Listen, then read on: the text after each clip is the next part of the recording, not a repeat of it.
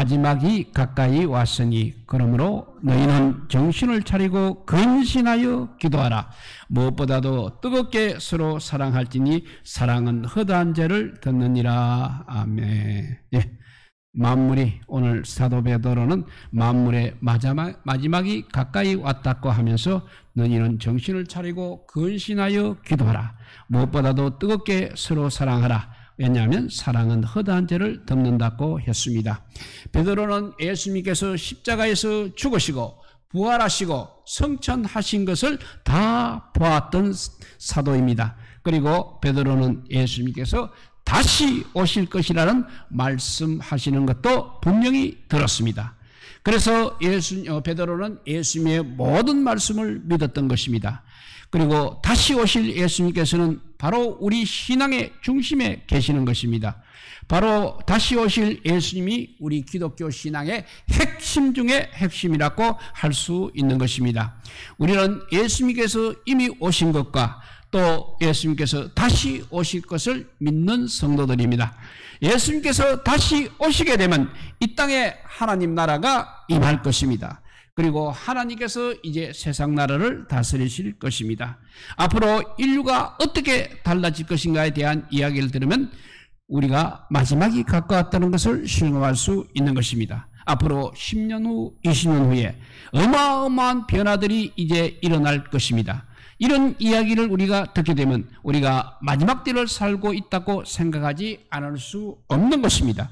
그리고 우리는 하나님의 말씀을 통해서도 우리가 지금 마지막 때를 살고 있다는 것과 이제 마지막이 가까웠다는 것을 알 수 있어야 하는 것입니다. 우리는 이렇게 마지막 때가 오는 것을, 가까이 오는 것을 우리가 믿고 있습니다. 그리고 마지막 때가 되면 예수님께서 반드시 재림하실 것을 믿는 것입니다. 이러한 때 그러면 우리는 어떻게 살아야 하는 것입니까? 우리는 시대에 대한 분별력을 가지고 살아야 하는 것입니다. 우리가 사는 때가 어느 때인가를 분명히 알아야 하는 것입니다. 시간은 흐릅니다. 시간은 절대 뒤로 가지 않는 것입니다. 우리는 만물의 마지막이 가까웠다는 것을 인식하고 하루하루를 정말 뜻깊게 살아야 하는 것입니다. 이것이 마지막 때를 살아가는 우리가 가져야 할 태도인 것입니다. 그래서 우리는 준비를 해야 합니다. 마지막이 가까운 때에 그리스도인은 정신없이 그렇게 살아서는 안 되는 것입니다. 마지막이 가까운 때에 우리 성도들은 반드시 정신을 차려야 하는 것입니다. 지금은 우리는 술 취한 시대, 방탕한 시대, 그야말로 어둠이 가득한 시대, 방향을 잃어가는 시대를 살고 있습니다. 정말 원래 세상 사람들은 이렇게 정신없이 살아가고 있는 것입니다. 세상 사람들은 그렇게 의미 없이 방황하고 있지만 우리 그리스도인들은 반드시 세상 사람들과 구별된 삶을 살아야 하는 것입니다. 그래서 우리는 우리가 어디로 가고 있는지를 그때그때 다 확인을 해야 하는 것입니다. 이러한 때에 우리는 긴장을 해야 하는 것입니다. 우리는 정신을 차리고 깨어 있어야 하는 것입니다. 반드시 중심을 잡아야 하는 것입니다. 오늘 본문에 보게 되면 베드로는 이러한 때에 우리가 어떻게 살아야 할 것인가를 우리에게 분명히 말씀해주고 있는 것입니다. 첫째, 7절에 보면 근신하여 기도해야 한다고 했습니다. 정신을 차리고 근신하여 기도해야 한다고 했습니다. 본문에서는 베드로는 우리에게 그냥 그대로 기도하지 말라고 하였습니다.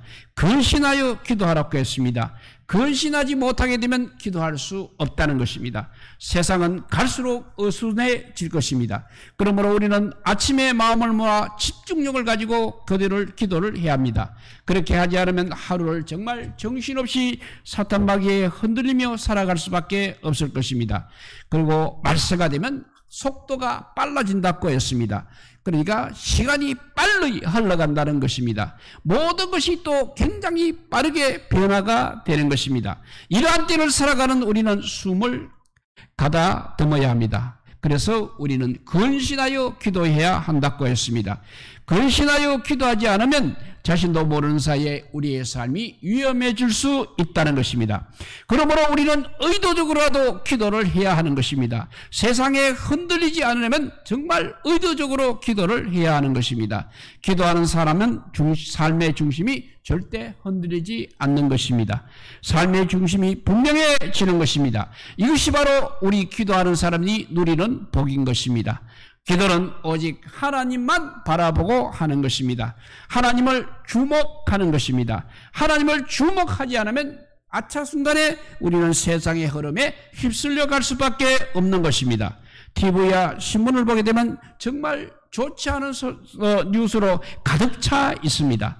세상 소식은 우리를 그래서 자꾸 공고하게 만듭니다. 우리를 절망하게 합니다. 우리를 움츠리게 합니다. 우리는 세상에서 살기에 세상의 정보과 소식과 정보를 반드시 알아야 합니다. 그러나 우리는 세상의 소식에 귀를 기울이기보다는 하나님의 음성에 항상 귀를 기울여야 하는 것입니다. 우리는 하나님의 음성을 듣기 위해서 기도해야 하는 것입니다. 그러면 우리 하나님께서 우리를 인도해 주실 것입니다.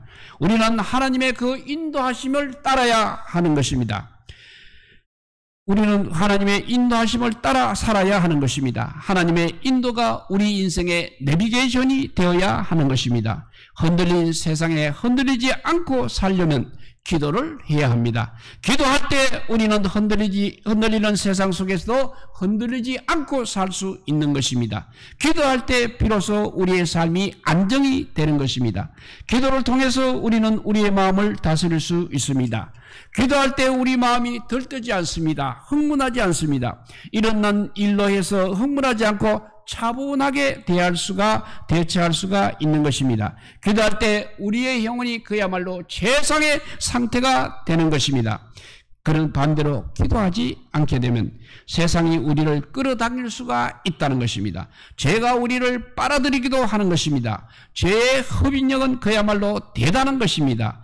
우리가 깨어있지 않으면 죄의 유혹에 쉽게 넘어가는 것입니다. 죄악에 빠지게 됩니다. 세상 풍조에 밀리게 됩니다. 세상 문화에 편성할 수밖에 없는 것입니다.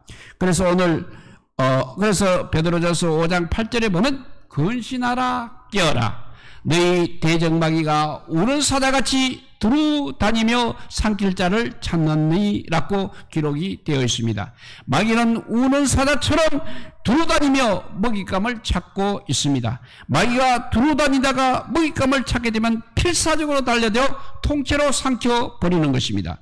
그러므로 우리는 근신을 해야 합니다. 깨어 있어야 합니다. 신앙생활을 하다가 한순간에 마귀에게 삼켜질 수가 있다는 것입니다.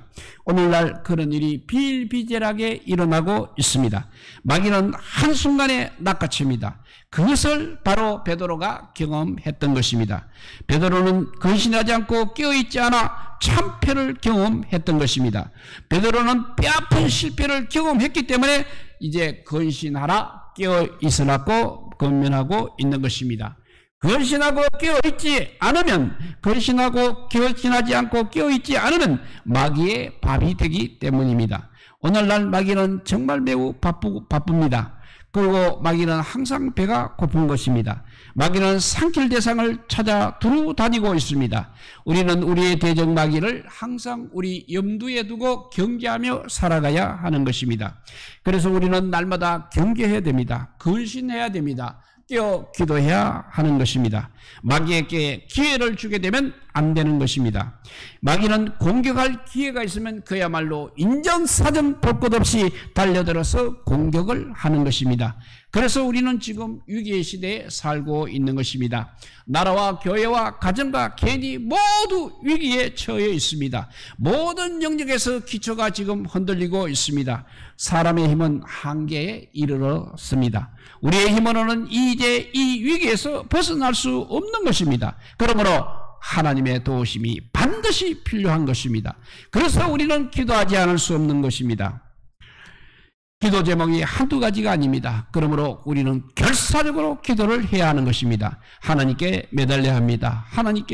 하나님을 바라보며 울어야 합니다. 하나님만 의지해야 합니다. 마지막 시대에 승리하려면 기도해야 하는 것입니다. 어려운 때일수록 우리는 기도해야 하는 것입니다.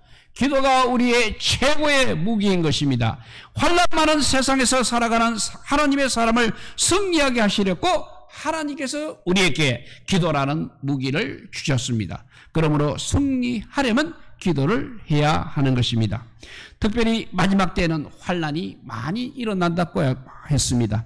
마지막 때 다양한 형태의 환난이 그야말로 물밀듯이 밀려오고 있습니다.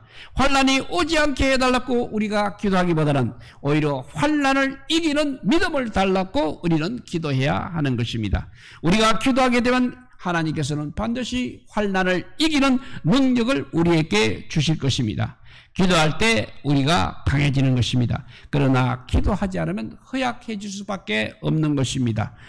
그러니까 기도할 때 우리는 신앙의 여정을 끝까지 이어갈 수 있는 것입니다. 그런데 깨어 근신하여 기도하는 것은 말처럼 그렇게 결코 쉽지 않는 것입니다. 마귀는 우리를 기도하지 못하게 하고 있고 깨어있지 못하게 합니다. 마귀는 우리가 깨어 기도하는 것을 가장 무서워합니다. 마귀는 깨어있지 않는 신자를 항상 노리고 있습니다. 기도하되 영적으로 깨어 깊이 기도해야 됩니다. 깊이 기도해야 하는 것입니다. 하나님의 보좌 앞으로 나아가 하나님과 깊이 교제를 해야 하는 것입니다. 하나님과 친밀감이 깊어져야 하는 것입니다. 기도를 통해서 우리는 하나님을 경험하게 됩니다. 기도를 통해서 우리는 하나님의 음성을 들어야 하는 것입니다.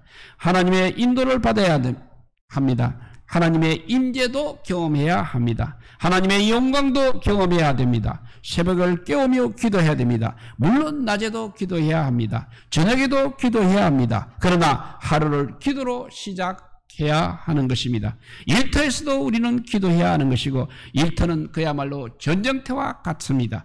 영적 긴장감이 항상 감돌고 있습니다. 마귀가 우울거리는 세상의 한가운데서 우리는 기도해야 하는 것입니다. 어디서는 모이면 기도해야 되고 두세 사람이 모이면 기도해야 하는 것입니다. 기도하는 것이 우리 인생의 답인 것입니다. 우리 교회사를 살펴보게 되면 한국교회가 깨어 기도했을 때 한국교회가 가장 부흥했습니다. 그런데 오늘날 한국교회는 그때처럼 그렇게 기도하지 않고 있습니다. 우리는 기도로 부흥의 불을 다시 붙여야 하는 것입니다. 마지막 때를 살아가려면 기도를 통해서 힘을 얻어야 하는 것입니다. 기도할 때 우리는 세상 속에서 흔들리지 않고 중심을 잡고 살아갈 수 있는 것입니다. 그러므로 기도가 능력인 것입니다. 우리는 기도를 통해서 모든 시험을 이기게 됩니다. 모든 어려움도 이기게 됩니다. 기도는 바로 우리 하나님을 의지하는 것입니다. 세상 속에서 아무리 힘이 들어도 우리가 하나님을 의지하고 붙들게 되면 하나님께서는 우리와 동행하여 주십니다. 하나님께서 우리에게 힘을 주십니다. 하나님께서 우리를 이기게 하십니다. 그러므로 우리는 항상 기도하기를 결단해야 하는 것입니다. 이렇게 이 험한 세상 마지막 때에는 우리가 반드시 근신하여 근신하여 기도해야 한다고 했습니다. 두 번째는 사랑해야 합니다. 마지막 때가 가까운 때는 반드시 우리가 사랑을 해야 합니다. 우리가 하나님 앞에 섰을 때 하나님께서는 우리가 정말 사랑하고 있는가를 보시고 계십니다. 마태복음 24장 11절에 보면 예수님께서는 불법이 성함으로 많은 사람의 사랑이 식어지리라고 말씀하셨습니다. 맞습니다. 말세가 되면 사랑이 식게 되는 것이고 사랑이 없게 되는 것입니다. 오늘날 이 세상은 그야말로 개인주의 세상입니다. 사람들은 항상 자기 중심으로 살아가고 있습니다. 자기에게 빠져 살고 있는 것입니다. 오늘날 사람들은 똑똑하고 세련되었습니다. 많은 것을 가지고 있습니다. 많은 것을 갖추고 살고 있습니다. 그런데 제일 중요한 사랑을 잃어버렸습니다. 그래서 인간성이 깨어졌습니다. 사람들의 마음은 정말 차갑고 잔인합니다. 그래서 가족에게도 폭력을 행사하고 있습니다. 사람들은 자기만의 세상에 빠져 살아가고 있는 것입니다. 그래서 가족끼리도 어떻게 사랑을 해야 하는지 알지 못하고 있다는 것입니다. 디모데후서 3장 1절과 2절에 보면 너는 이것을 알라. 말세에 고통하는 때가 이르러 사람들이 자기를 사랑하며 돈을 사랑하며 자랑하며 교만하며 비방하며 부모를 거역하며 감사하지 아니하며 거룩하지 아니하며 라고 기록이 되어 있습니다. 바울은 디모데에게 보내는 두 번째 편지에서 종말의 징조를 말했습니다. 말세 고통하는 때의 특징을 말했습니다. 말세가 되면 사람들은 자기를 사랑한다고 했습니다. 사람들이 왜 상처를 받고 있습니까? 왜 힘들어하고 있습니까? 왜 정신적 질병으로 괴로워하고 있는 것입니까? 병든 자기 사랑, 자기 애 때문인 것입니다. 자기만의 세계 속에서 깊이 빠져서 헤어나지 못하기 때문인 것입니다. 사람들은 날마다 자기만 생각하고 있습니다. 오직 자신에게만 관심이 있는 것입니다. 다른 것에는 전혀 관심이 없습니다. 다른 사람을 생각하지 않고 있습니다. 오직 자신의 문제에만 골몰하고 있는 것입니다. 예수님께서 재림하시면 예수님께서는 우리에게 이렇게 물으실 것입니다. 너가 나를 사랑했느냐고 물으실 것입니다. 그리고 얼마나 사랑하라고 했느냐고 물으실 것입니다. 사랑하지 못하는 사람은 예수님을 알 수 없기 때문입니다. 사랑이 바로 기독교의 본질인 것입니다. 하나님이 또한 사랑이십니다. 그러므로 사랑하지 않는 사람은 하나님을 모르는 사람인 것입니다.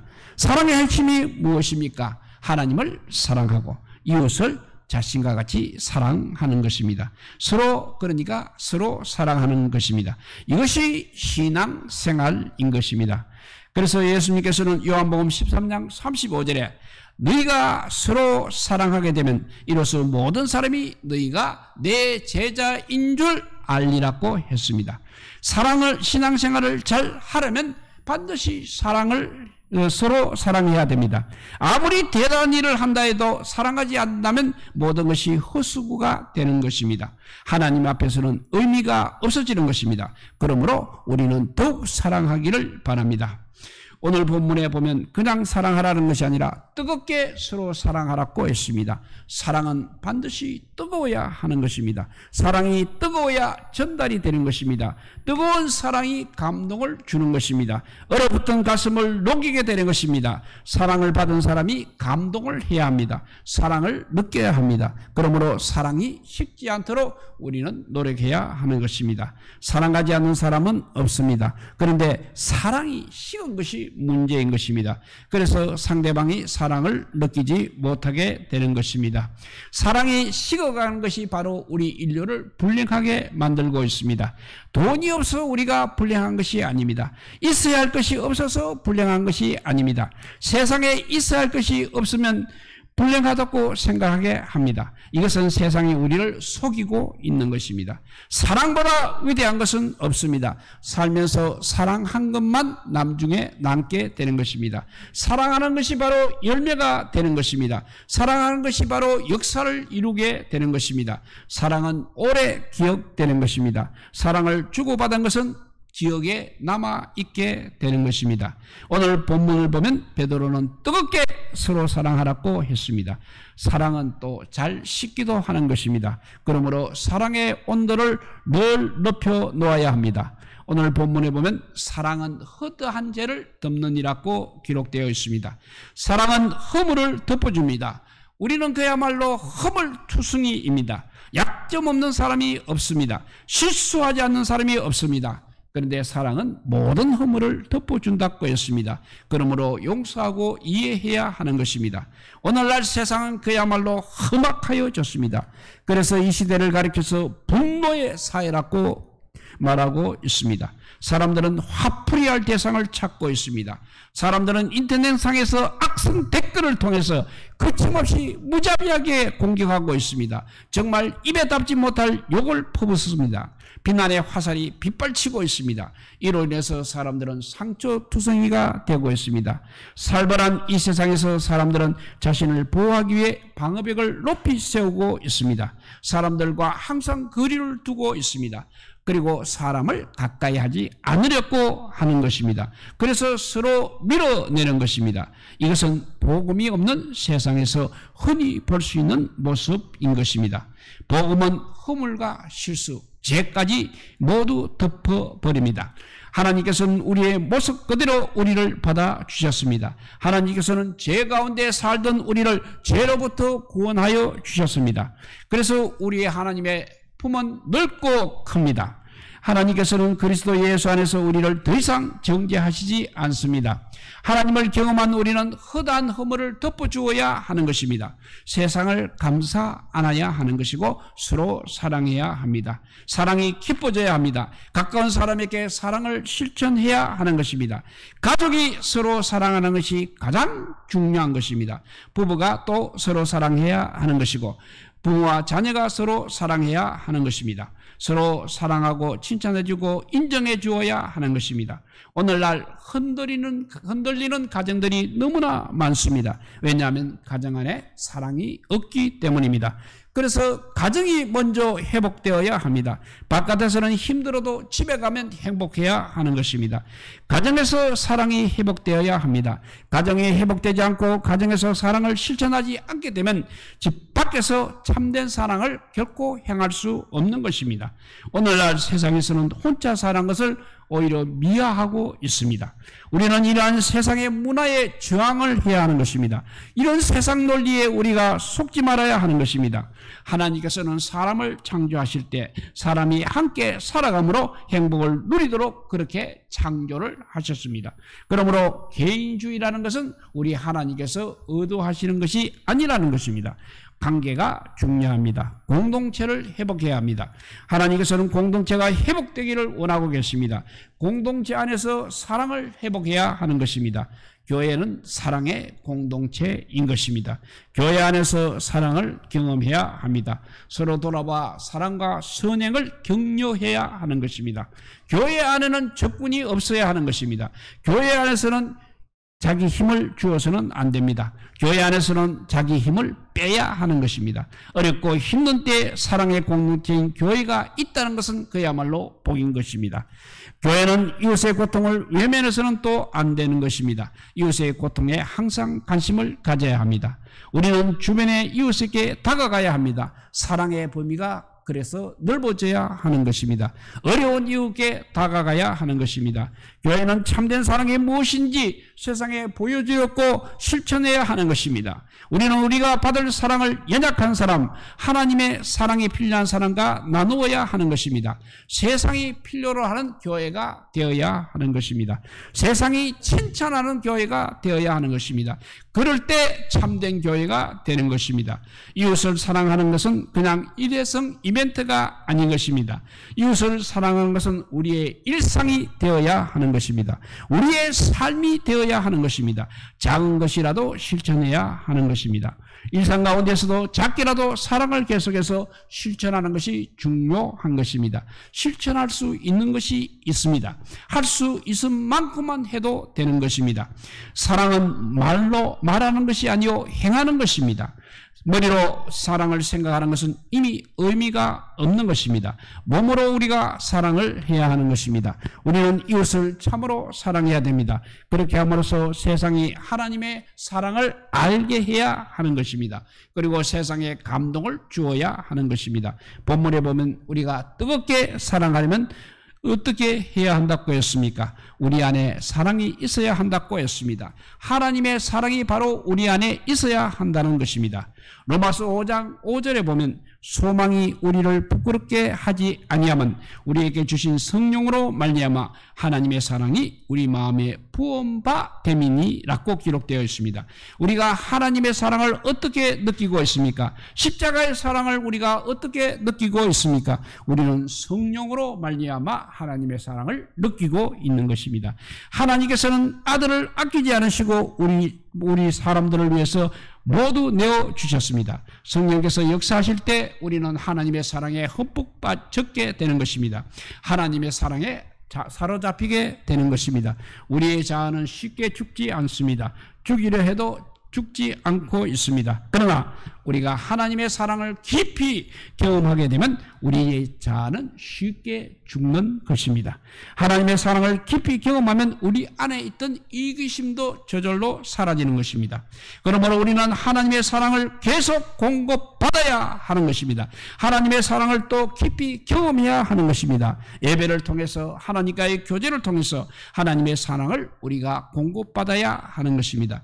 우리가 하나님의 하나님의 사랑을 경험하지 못하면 우리는 사람을 절대 사랑할 수 없는 것입니다. 살아가는 것만으로도 너무나 힘이 듭니다.